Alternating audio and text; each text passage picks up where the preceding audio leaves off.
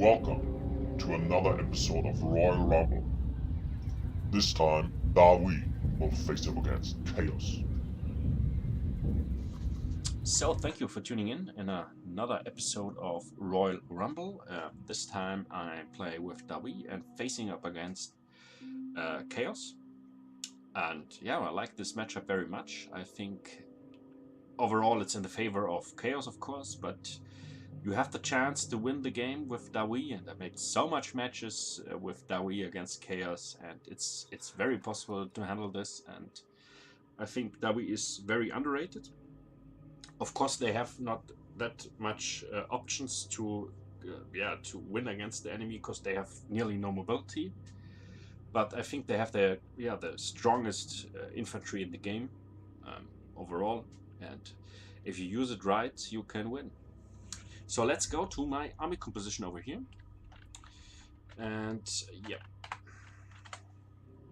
So I have 3 groups of longbeards in the front line. Not with great weapon, because I will have a charge defense in the front line. Because if the Gobi's chariots will directly charge in the front line, I have a little bit defense over here and can maybe reduce the damage. And the second line, I have a group of accurate miners, and in fact the accurate miners, not the usual miners. So I have at least just one group of miners, and yeah, they have for the charge. For the blasting charges, and yeah, after the infantry join the frontline fight, they will join also over here and yeah, throw the blasting charges over the front line. Then I have a runesmith over here. I bring only one in the matchup against Chaos because it's very important to bring a lot of infantry to overwhelm the enemy, and it's more important to bring more infantry instead of another runesmith, in my opinion. Then we have our dwarf warriors with great weapons over here, also to join the frontline fight or to save the flank over here. Then we have another unit of longbeards with great weapon and another unit.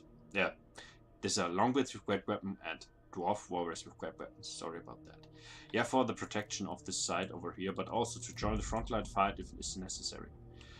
Then we have also this on the other side, the same thing, except for the last line. There we have a group of crumbling guards, so the legendary longbeard unit and with great weapon. So very strong, very steady, and yeah, very important to bring them. So I think 1000 credits, so in my opinion quite cheap. So always very cost effective, cost efficient. So as always, a rune lord with all runes, of course, because he's very steady and tanky, and he can compete very well against the Kolek.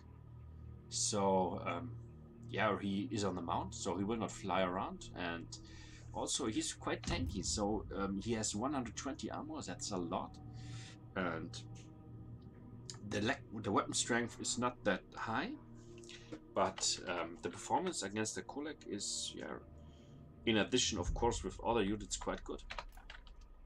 Then we have a group of Drangback Slayers. I think also two groups would be good, but here I took the Drangback Slayers and the legendary unit, and yeah, I think I took one, but you can also took 2 of the usual Slayers because they're very important against all big units. Kolek, Dragon Ogre Shaggets, and some stuff like that, yeah. And I think the most important thing in this matchup are the cannons. So I have at least 2 groups to focus out Gobi's chariots, Kolek, Dragon Ogres, but the most important are the Gobi's chariots. So the first focus are the Gobi's chariots. You have to erase them, and you have to protect your cannons very well. I deployed here on this hillside because it's not so easy for the enemy to make flanking stuff over here and over here. I think it's a very good position, but at least it's, in my opinion, the best tactic is if you have 2 groups of cannons, you leave the cannons and march against the enemy. So you leave them in the back line and protect them with a group of Drangback Slayers, and march against the enemy with your complete army. So they are separated, and the enemy has to fly in this line, and the Dragonbreak Slayers are quite strong, so they can protect the cannons quite well. And yeah, this is also you have the range to shoot. So if you are here in a direct melee fight, sometimes it's not able because they are blocked, and if they are fighting over here, it's more possible to shoot on the front line. But in this case, I think I deployed over here, and yeah. But if you are able to march, do that. So go to the front line of or the army composition of my enemy or my opponent. Chaos Warriors with Great Weapon, very competitive pick over here. Chaos Marauders with Great Weapon, also very competitive against Dawi. Here another group of Chaos Marauders with Great Weapon, Chaos Warriors with Great Weapon, Chaos Warriors with Great Weapon, and here we have two groups of Gobi's Chariots. And on this side we have another one. So of course they are quite popular against Dawi, because Dawi has a lot of problem to handle chariots in general. And these chariots are monsters, so they go to the front line. So it's incredible. So it's very difficult to stop them. Very difficult to do that, and yeah, for Dawi. Then we have one Chaos Lord over here. So in my opinion, of course, not the most competitive pick, but I think it's a matter of credits in this case, because the Chaos Lord nearly make no significant armor piercing damage. I think 150. It's okay. As I said, I think the rest of the army is quite competitive, in my opinion. But this pick, I don't think so. Then we have a Chaos Sorcerer with Law of Death, also Spirit Leech and stuff like that. But Law of Metal should be should be more popular against Dawi, I think. And I think I would save that money over here and bring at least a Kolek, and yeah. Yeah, that's it for the army compositions, and yeah, let's start over here. And yeah, we will see. As I said, I now saw the Gobi's Chariots and immediately start to shoot on them. They should be always the first target, as I said, and it's very important to damage them in the early game, or the best is to kill them in the early game. It's very important to do that. And, you can see my enemy has, or my opponent has, at least 3 units, so that's a lot. And the most would say that I lost the game in the pre-combat, because 3 Gobi's Chariots are it's very complicated to handle that. And you can kill 1 unit, or so 3 models or 6 models maybe, but 9 models is very heavy.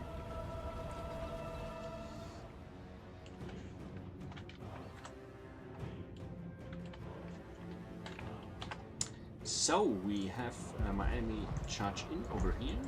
He get directly the blasting charge of the Acron miners, and I commit over here to save this flag. And I start, you can see how much damage the Gobi's Chariots took already. So at least this unit is very damaged, and the other 2 are still very healthy, but yeah, we will see. And you can see here some flanking maneuvers go on the right side, but yeah. And he charges in with his Chaos Lord. And now you can see the Gobi's Chariots made so much damage on this side over here. I saw that over here, and I charged, of course, in this group here. So this line is also very saved. And don't make the mistake. I think many players make the mistake that they put the charge in with the Gobi's Chariots, and yeah, they get stuck into a group of infantry, Dawi infantry, and that's a big problem because then they get so much damage.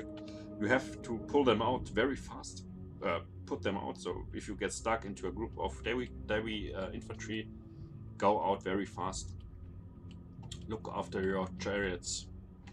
So blasting charges over here, but unfortunately on the Gorbis chariot and on the Chaos Lord, so it's not that effective, I think.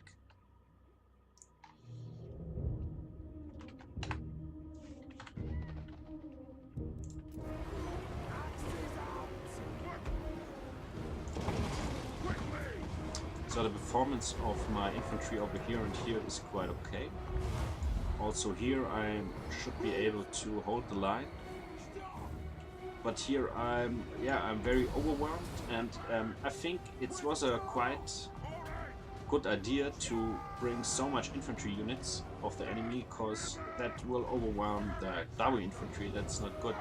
Because the infantry, Chaos and Dawi is overall quite equal in strength. I think that Dawi has a little bit more strength, so it's important to see how it's very important for each player which has more units. So to overwhelm a flank or something like that, you can see over here, yeah, I'm nearly able to hold the line. Also with this Crumbling Guard over here, so they perform very well. But his Chaos Sorcerer, yeah, he fight over there and took a lot of damage to my units, but you can see he's also already very damaged, and over here is a single Gorbis chariot left, so I managed it to kill at least 2 units. Here is one very healthy group, and yeah, and this one is at least also yeah, this is quite healthy or full of health, and yeah. So important is that my cannons are still online and focusing or shooting on the Gorbis chariots.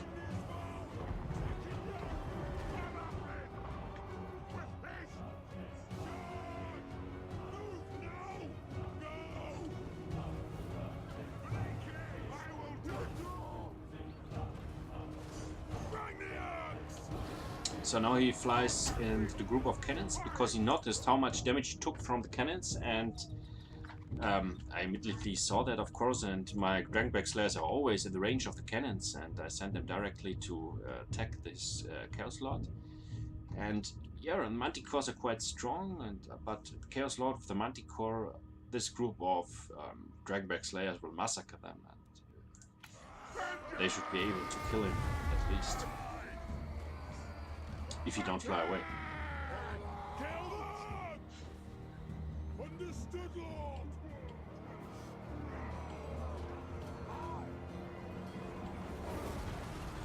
So the performance of the Chaos Warriors with great weapons for 850 credits is very good, very strong, and it's a very cost-efficient infantry unit, and you can see how good they perform even if they regarding to the Grumbling Guard. And yeah, you can see my Dragonback Slayer is chasing his Chaos Lord, also my Rune Lord. And here it runs also very well for me, and the performance of my Acrot Miners and this Longbase is very good, even if they are shaking at the moment. But I was still able to hold the line. There is a rune, and yeah, Rune of Negation, and yeah, it works quite well over here.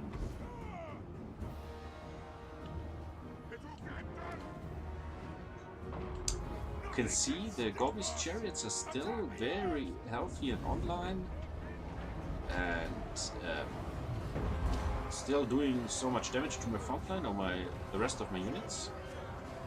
But also my cannons still online, shooting on the Gorbis chariots.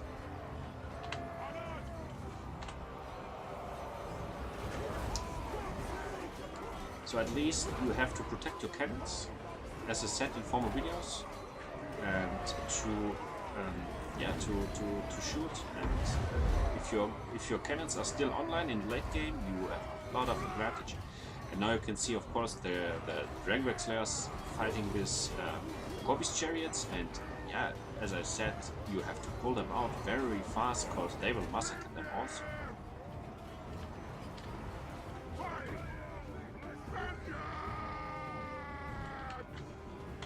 But overall, I think I lost on that side over here. And also on this side, but he also took so much damage. You can see all units are nearly dead and routing. But he managed it to win with the last last man standing over here with the Chaos Warriors. But you can see my Rune Lord is really healthy, still really healthy. Look at the balance of power over here. He's so much in his favor.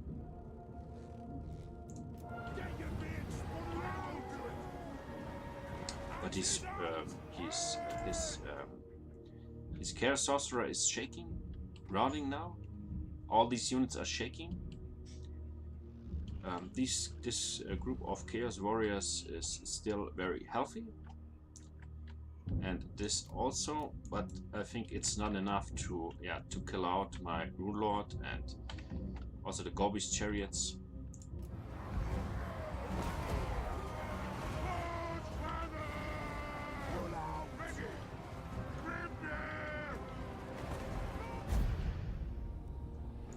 Yes. And then I managed it to win it, at least, because I think 3 group of Gobi's chariots are too much. So at least I had no infantry left. Some units, some routing units maybe, but it was not that much. But I had a really healthy Rune Lord, and he had just 2 groups of Chaos Warriors with great weapons and 2 groups of Gobi's chariots. But these groups of Gobi's chariots are not doing anything, because they are not good against large units or against lords like the Rune Lord, or so it would be very able to kill them with the lords. So they killed a lot of infantry units, but they make nearly no damage against the Rune Lord or something like that. So okay, thank you for tuning in, and if you have any questions, please let me know, and see you next time.